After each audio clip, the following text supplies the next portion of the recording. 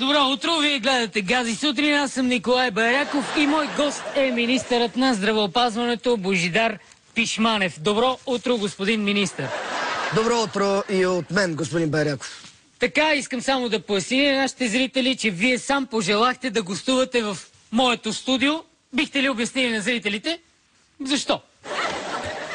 Искам набързо така да изчистя някои съмнения относно здравеопазването, защото има напрежение по въпроса за новата здравна реформа. Да, постоянно и в медиите става въпрос за здравната реформа. За новата здравна реформа. Знаете, че парите за здраве никога не стигат. Кажете, ние, за разлика от предното правителство, които окрадаха всичко, не говориме.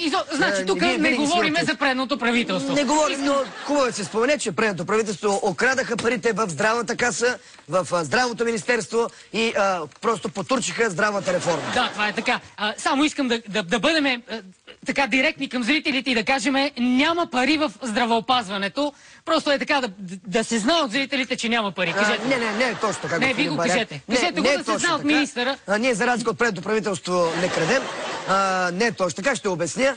Пари наистина няма, но това не е проблем. Трябва в дадената ситуация така да бъдем по-гъвкави. Да, ето вече имаме новина. Например, по-гъвкави, казвате. Добре, аз това ще го запиша. По-гъвкави. Да, ще моля да го поправите. Трябва да бъдем много по-гъвкави. Добре, обяснете какво имате предвид под много по-гъвкави. Ами, веднага ви казвам, господин Баряков, думата е бартери. Стока срещу стока или стока срещу услуга. Бартер в здравеопазването. Така, бих искал да бъдем малко по-конкретни, да внесем малко конкретика в нашия разговор. Да. Имаме много малко време, времето напредва. То е много просто. Народът го е казал. Имаш крава, пиеш мляко. Но аз в случая лекичко ще перифразирам и се получава следната поговорка. Имаш кокошка, болите зъб. И веднага ще поясня. Болите зъб. Примерно, вие сте страдали от зъб, господин Байраков.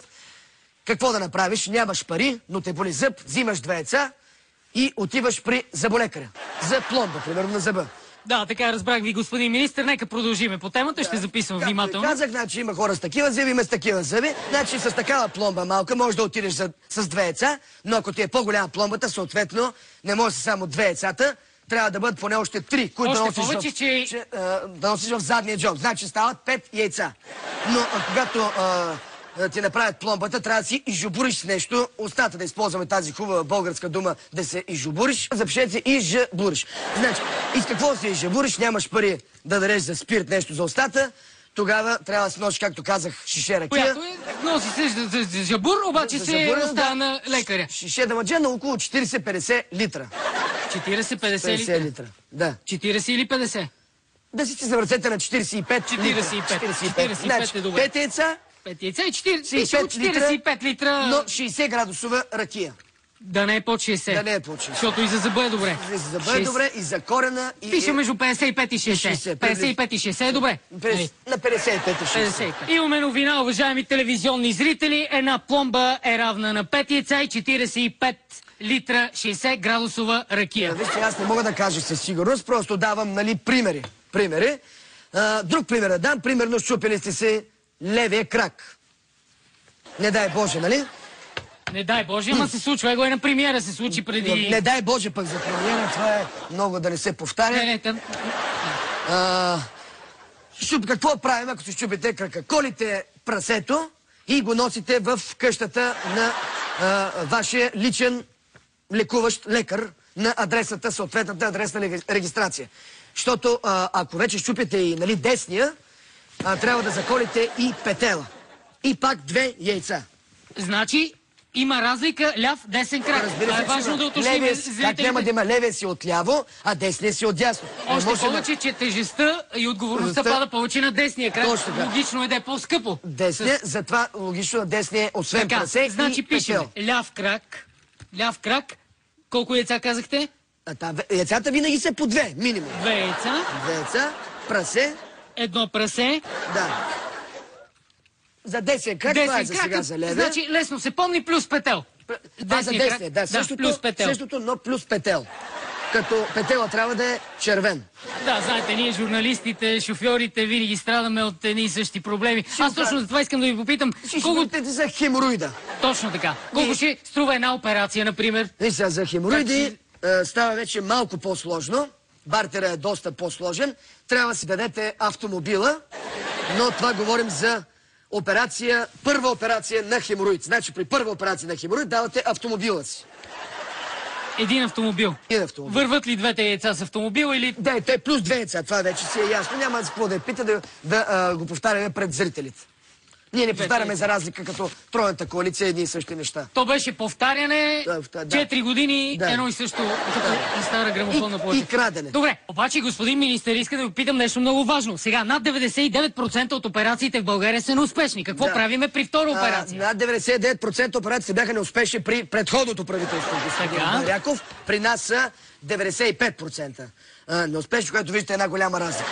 При втора операция за хемороид, което 100% ще се наложи, освен колата, давате и жената и съответно 2 яйца.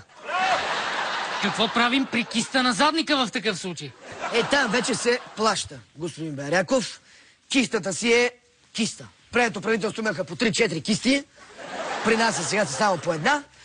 Значи нещата опрътли до задника, както ви казах, се плаща. Имаме новина, уважаеми телевизионни зрители. Опрътли нещата до задника, винаги се плаща.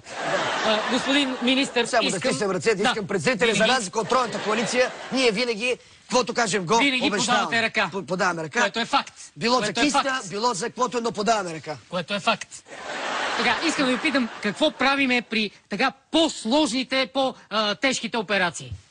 Като, например, да речем апендицит. Това е една много сложна операция. Те правим от 2 месеца за първи път, откакто сме ние на власт.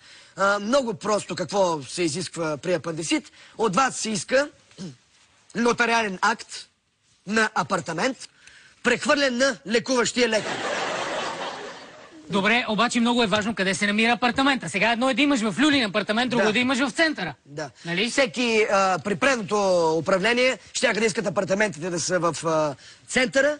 Ние не говорим за предното управление, те щяха да искат да има и гараж към апартамента, да има и дворче отзад и така нататък. Знаем какви лами. Големи лами. За разлика от тях, ние не държим къде ще се намира точно апартамента. Важно да е апартамент и да не е под... Едно важно уточнение и да не е под 400 квадрата. Да не е точно за това уважавам това правителство, защото са гъвкави, либерални, винаги може да се разбереш с тях по дадени въпроси. Благодаря ви, много бяхте изчерпателен, господин министър. Вие, уважаеми телевизионни зрители, бяхте с мен, Николай Баряков и Гази Сутрин. Останете с студиото на пълна лудница. Много добро интервю, господин министър. И аз мисля, че е много добро. Вие такова интервю при предното правителство сте нямали. Никога. Това е хубаво, разчупено интервю. Обхванахме всякакви теми. Аз само искам да питам. Да.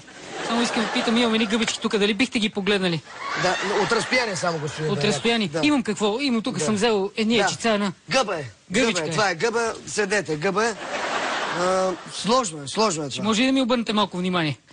Едни яйчица тук. Аз ги взех за вкъщи за жената, ама...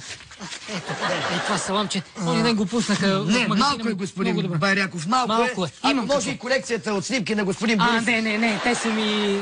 Подарък са ми и са фъншуи тук. Ако може да не ги гледате, че не носи късмет.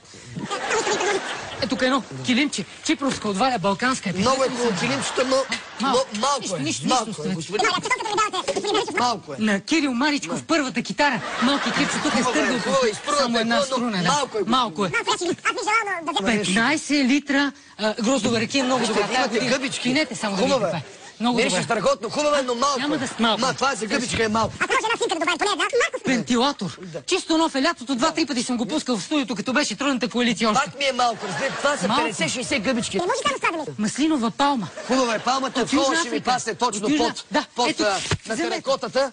Но малко е. Това са много гъби, много нещо, разбирате ли. Малко е. Ако може нещо, господин Борисов да взема поне една, едно поезче. Лятото. Идва его къде сега ще тълпune зимата. Него ще го взема. Килимче за детска стая. Но малко е, аз ви казах. Имате много гъба, много нещо. На ръка е правилно. Много. много гъба. Ако може нещо да господин Борисов да взема. Палмичката памет. Ето, вие ми го навиете това. Дайте, ще видим сега. Дайте и китарката на господин Маричков. Това ми го заметете отзад. Дайте ми, като на сватба ми го сложете. Аз по сватба съм ходил много. Да го метна. Метете ми го така. Така. И палмата, ако може, и нещо на господин Борисов. Ако мога да взема. Специално ще поръчам в печатницата за вас. Вие ми се убедете, нали ми имате телефона? Само една снимка на господин Борисов, ако може. Аз ще ви я върна утре. Искам на жената да покаже, че не го е виждала. Как не го е виждал? Аз си казвам... Цигарката си забравихте. Как изглежда да... Да, благодаря. Една снимка да го види жената. Ще дойда да ви изпратя. Само вземете една снимка на господин Борисов, моля. Ама плакат голям или снимчета? Така. Плакат голям. Малка снимка. Аз ще поръчам в печатницата. Те пазят файловете там. Аз поръчам президент. Те ме познават. Аз много го уважавам. Как няма да го уважаваш? Ти господин Борисов, ако не уважаваш, кой ще уважаваш? Не, аз повече го уважавам дори от майка ми.